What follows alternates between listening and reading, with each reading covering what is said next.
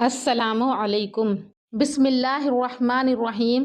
نوری Islamic channel کے معزز خواتین و حضرات، ہم امید کرتے ہیں کہ آپ خیریت سے ہوں گے اور ہماری دعا بھی ہے کہ اللہ پاک آپ پر سدا اپنا رحم بنائے رکھے۔ ہمارا آج کا موضوع حضور صلی اللہ علیہ وسلم کے شام کا دوسرا سفر اور حضرت خدیجہ سے نکاح کا واقعہ ہے۔ ناظرین، حضرت خدیجہ عرب کے شریف خاندان کی بڑی مالدار عورت تھیں۔ ان کی شرافت، نسبی اور عفت و پاک دامنی کی وجہ سے جاہلیت اور اسلام میں لوگ ان کو طاہرہ کے نام سے پکارتے تھے۔ قریش جب اپنا قافلہ تجارت کے لیے روانہ کرتے تو حضرت خدیجہ بھی اپنا مال کسی کو بطور امانت دے کر روانہ کرتی۔ حضرت خدیجہ کا تھوڑا سا سامان قریش کے کل سامان کے برابر ہوتا تھا۔ جب رسول اللہ صلی اللہ علیہ وسلم کی عمر شریف 25 سال کی ہوئی اور گھر گھر میں آپ کی امانت اور دیانت کا چرچا ہوا اور کوئی شخص مکہ میں ایسا نہ رہا کہ آپ کو امین کے لقب سے نہ پکارتا ہو، تو حضرت خدیجہ نے آپ کے پاس پیام بھیجا، اگر آپ میرا مال تجارت کے لیے لے کر شام جائیں تو آپ کو بنسبت دوسروں کے زیادہ معاوضہ دوں گی۔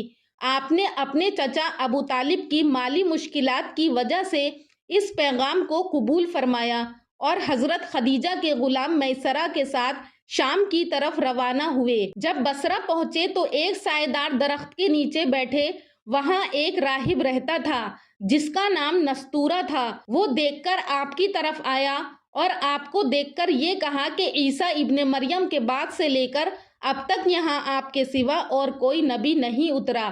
پھر میسرہ سے کہا کہ ان کی آنکھوں میں یہ سرخی ہے، تو میسرہ نے کہا کہ یہ سرخی آپ سے کبھی جدا نہیں ہوتی۔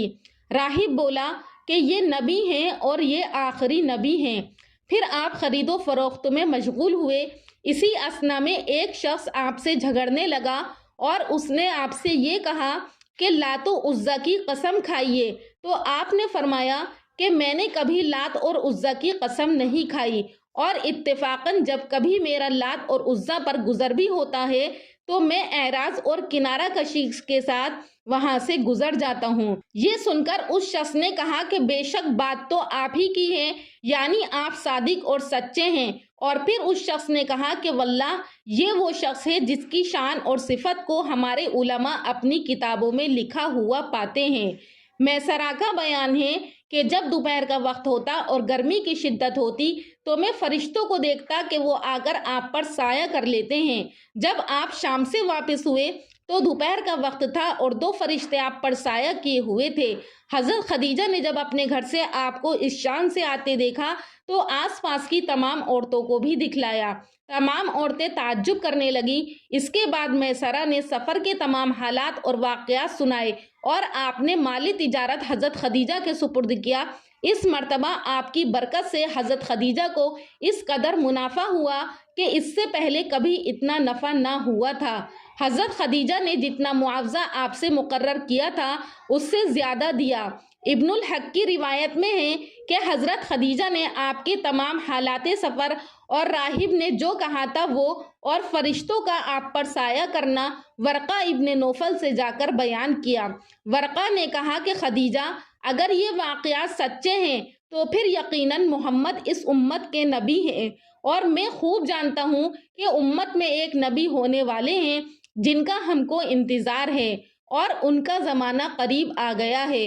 ان واقعات کو سن کر حضرت خدیجہ کے دل میں آپ سے نکاح کا شوق پیدا ہوا۔ چنانچہ سفر شام سے واپسی کے 2 مہینے اور 25 روز بعد خود حضرت خدیجہ نے آپ سے نکاح کا پیام دیا۔ آپ نے اپنے چچا کے مشورے سے اس کو قبول فرمایا۔ تاریخ معین پر آپ اپنے چچا ابو طالب اور حضرت حمزہ اور دیگر رؤسائے خاندان کے ساتھ میں حضرت خدیجہ کے یہاں تشریف لائے۔ مبرز سے منقول ہے کہ حضرت خدیجہ کے والد کا تو پہلے ہی انتقال ہو چکا تھا۔ نکاح کے وقت حضرت خدیجہ کے چچا عمرو ابن اسد موجود تھے۔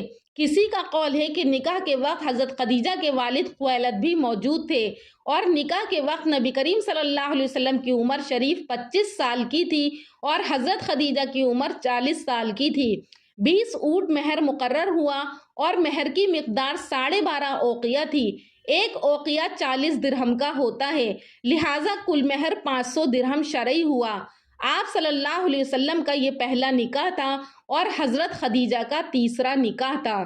ناظرین کرام، ابراہیم کے علاوہ نبی اکرم صلی اللہ علیہ وسلم کی تمام اولاد حضرت خدیجہ سے ہی ہوئی۔